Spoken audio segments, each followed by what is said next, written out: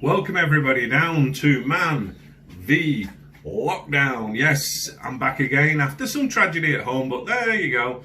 We need to start cooking to keep ourselves happy, and there's nothing better than cooking. So we're going to take you down to Louisiana, down to the bayou.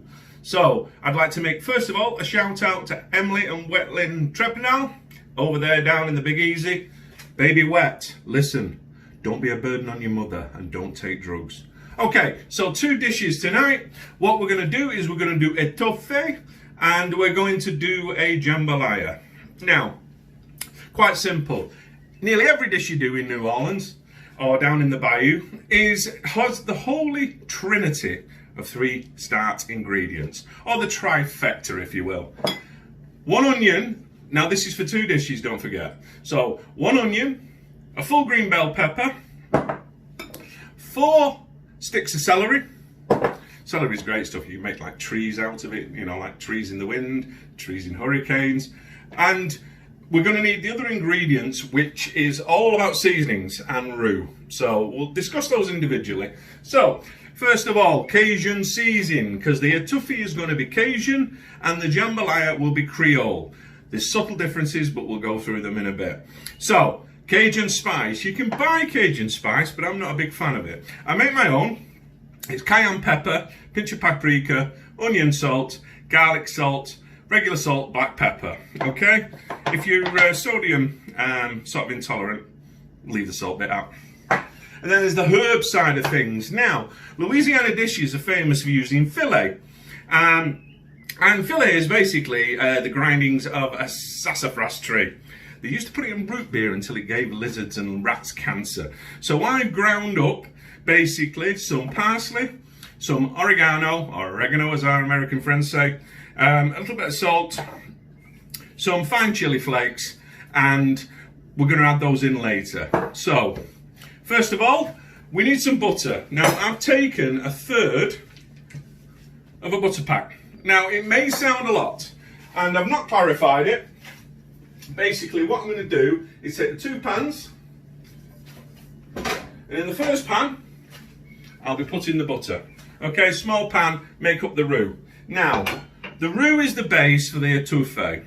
There is 3 types of roux. Number 1 is white, which you'd use for say a bechamel sauce. Number 2 is blonde, which will keep a bit of that one side to add to thicken the jambalaya. Well, for the etouffee we want the final roux, which is brown. So basically, for that, we'll need the flour. So, corn flour is what I normally use because it's a base thickening stock. And for these 2 dishes, I'm going to use about 10 tablespoons, but I'll only put half in and I'll show you why. So, if you haven't got a tablespoon, this is a shotgun shell. You'll put 10 of these into a little dish. Okay? We will need 2 bits of garlic. And because it's Creole, and we're about the differences, Cajun is all about roux. It's all about browning the roux and getting it thick with the spices and stock.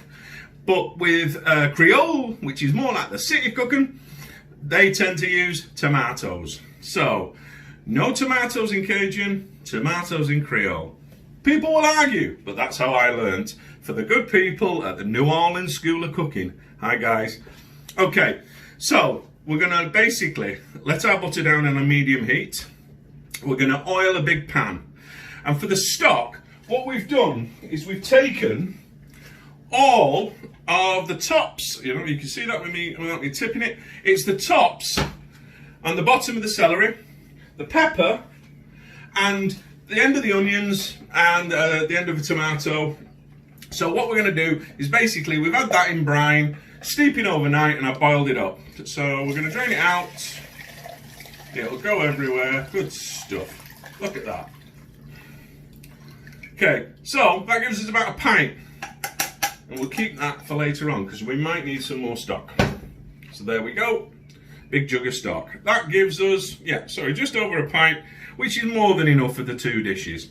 So we'll basically put everything on the heat and we'll get going. So in the small pan, the butter. And in the big pan, we're going to use some oil. Now, the thing is, kiddies, I will tell you now, buy as much olive oil as you can. because the olive groves in Europe are dying. It's not scare news, it's true. Okay, so basically what we're going to do is we're going to get everything set down. We're going to add the trifecta of dishes in there, sweat them off until they're translucent, and then we can start making roux. So we've got the roux going, it's looking good. But I did forget that, don't forget, like every good cook, yeah, we've got to dress like we do down south. Down south of the old Mason-Dixon line. Nothing runs like a deer. And I've even got myself a can of Dixie beer. Look, there you go. Okay, so the roux is now getting to the blonde stage. Yes, we said we wanted it blonde. So, I'm going to take a bit of that off. Take it to one side, about half of it.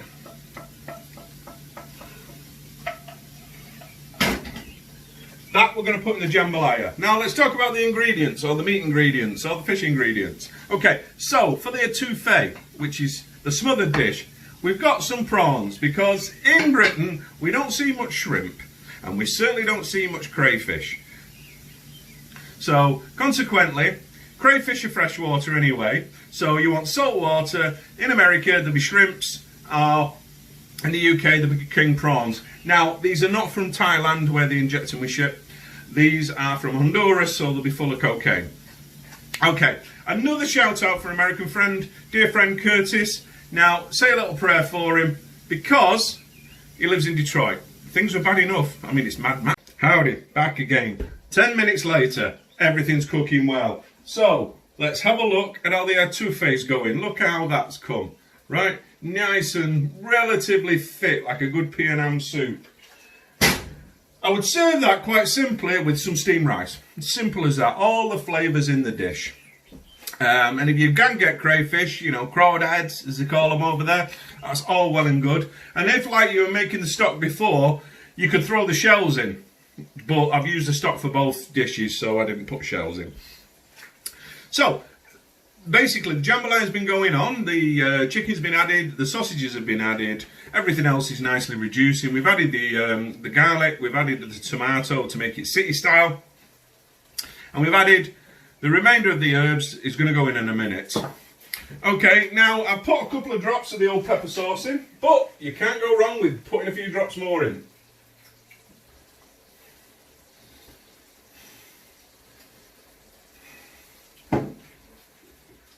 So they're both really nice consistencies now. Now with the jambalaya and the crawfish pie and the filet gumbo, and tonight I'm going to meet my Shirley. Oh yeah, I'm sure there was a song now.